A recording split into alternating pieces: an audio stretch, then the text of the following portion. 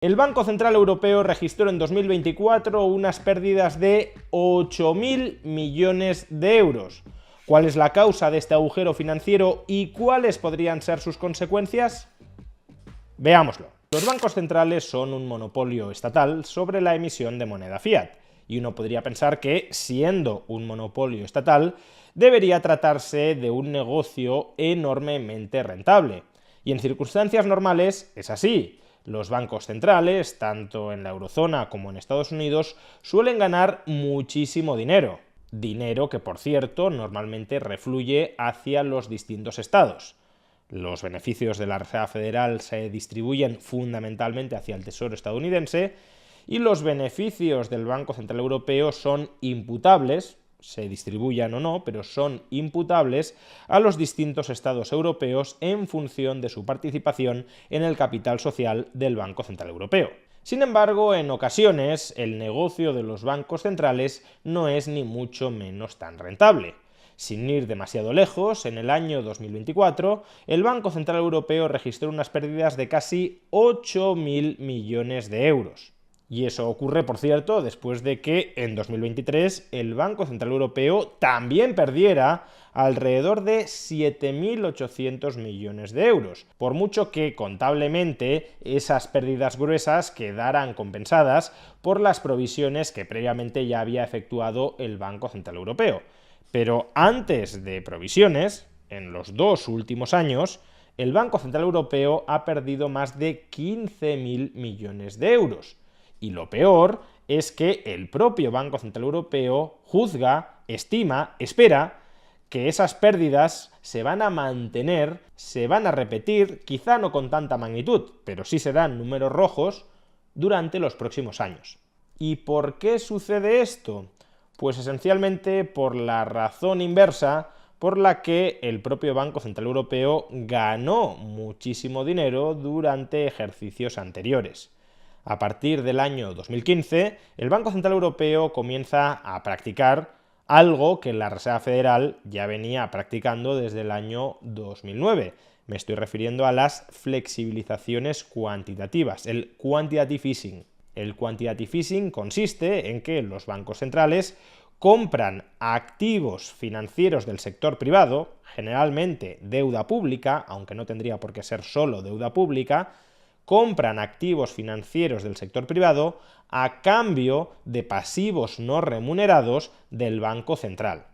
Por simplificar, los bancos centrales emiten base monetaria. La base monetaria es un pasivo no remunerado que no paga intereses del Banco Central, y con esa emisión de base monetaria compran activos financieros en manos del sector privado, activos financieros que sí pagan un interés, que sí ofrecen una rentabilidad. Y esa práctica que vinieron ejerciendo los bancos centrales a ambos lados del Atlántico durante la década pasada proporcionaba ganancias a los bancos centrales por dos vías. La primera, y más obvia, es que si tú compras un activo financiero que proporciona una rentabilidad a cambio de un pasivo financiero que no paga ninguna rentabilidad, al menos explícita, la diferencia entre los intereses que cobras y los intereses que no pagas constituyen un flujo de ganancias netas para el Banco Central. Los bancos centrales se hincharon a comprar títulos de deuda pública que pagaban intereses y los compraban contra la emisión de base monetaria que no pagaba intereses. Todos los intereses que cobraban, menos los intereses que no pagaban, eran beneficios gigantescos para los bancos centrales. Y luego hay una segunda vía, más indirecta, por la cual los bancos centrales ganaban dinero gracias a esa política de quantitative easing. Y es que, en principio, el quantitative easing, aunque aquí la conexión es mucho menos clara de lo que para algunos podría ser, pero en principio el quantitative easing va de la mano de una reducción de los tipos de interés. Y esa reducción de los tipos de interés lo que hace es revalorizar, incrementar el valor presente de los activos financieros con mayor duración, de los activos financieros a más largo plazo.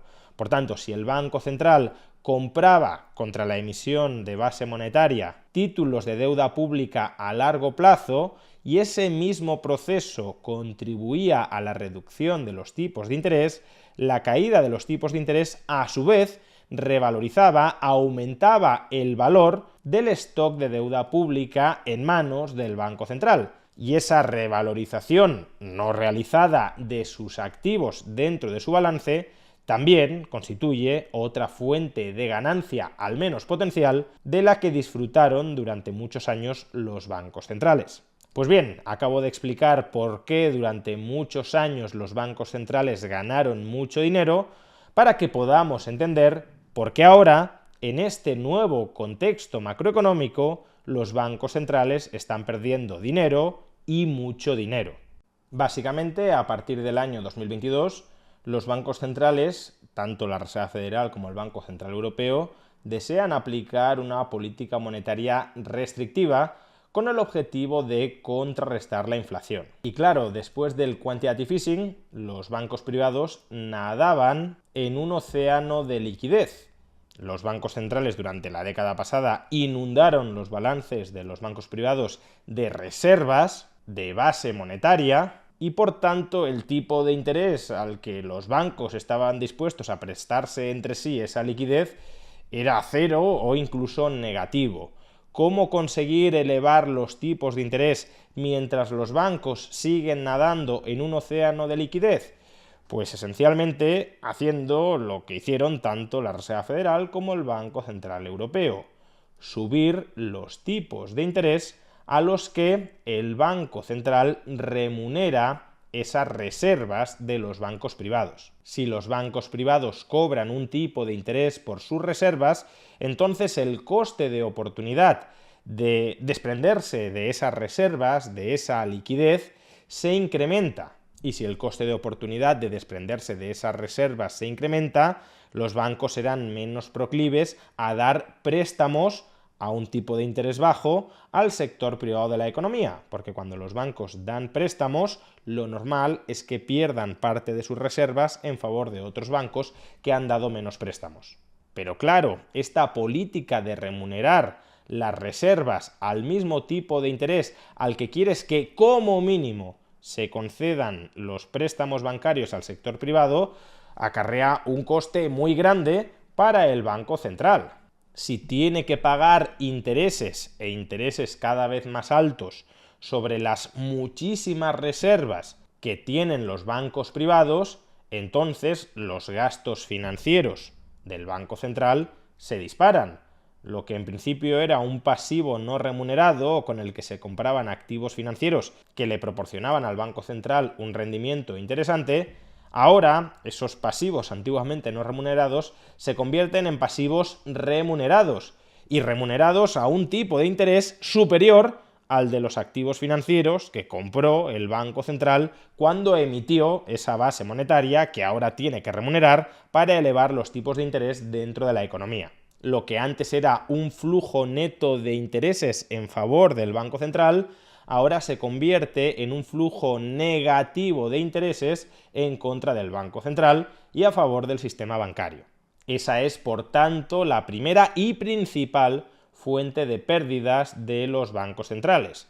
La segunda es que, en un clima de tipos de interés más altos, los activos que previamente se habían revalorizado con las bajadas de tipos de interés, ahora que los tipos de interés han subido, se deprecian y por tanto las ganancias que eran latentes en el pasado ahora desaparecen, se esfuman. No es que se realicen por este lado pérdidas, pero desde luego el potencial de ganancias que había en algunos activos se esfuma. Esto es lo que explica que en 2024 y también en 2023 el Banco Central Europeo tuviera pérdidas. Pero ¿por qué se espera que vaya a seguir teniendo pérdidas durante los próximos ejercicios?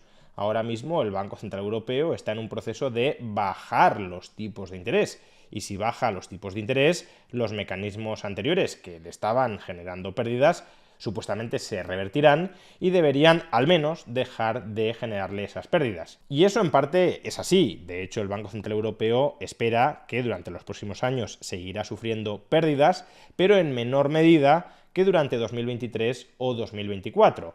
Ahora bien, los números rojos se mantendrán. Y se mantendrán porque, a pesar de que se han rebajado los tipos de interés, Los tipos de interés que en estos momentos está pagando el Banco Central Europeo a los bancos sobre sus reservas de liquidez para conseguir que estos presten como mínimo a ese tipo de interés, esos tipos de interés que hoy está pagando el Banco Central Europeo son mayores que la rentabilidad de muchos de los activos a largo plazo que compró el Banco Central Europeo durante la década pasada y durante la pandemia. Esos títulos de deuda pública pagaban tipos de interés muy bajos y, por tanto, ahora mismo el coste financiero del Banco Central es más elevado que la rentabilidad que obtiene con los activos que compró. Y ocurre que dentro del Banco Central Europeo ya empiezan a sonar algunas voces que rechazan seguir bajando alegremente los tipos de interés, porque la inflación, a su juicio, no está enteramente bajo control dentro de la eurozona. Puede que estemos ante un clima de debilidad económica, pero no por eso habría que descuidar la credibilidad a largo plazo del Banco Central Europeo a la hora de mantener a raya la inflación. Y claro, si los tipos de interés que paga el Banco Central Europeo sobre las reservas de liquidez de los bancos privados no bajan mucho más con respecto a sus niveles actuales, pues entonces las pérdidas que hoy se están gestando se mantendrán grosso modo. En definitiva, la operativa del Banco Central Europeo o de la Reserva Federal no es tan distinta en el fondo a la de cualquier otro banco. Durante muchos años ganaron mucho dinero porque se endeudaban a corto plazo a bajos tipos de interés para invertir a largo plazo a tipos de interés que estaban ligeramente por encima de aquellos a los que se financiaban ellos a corto.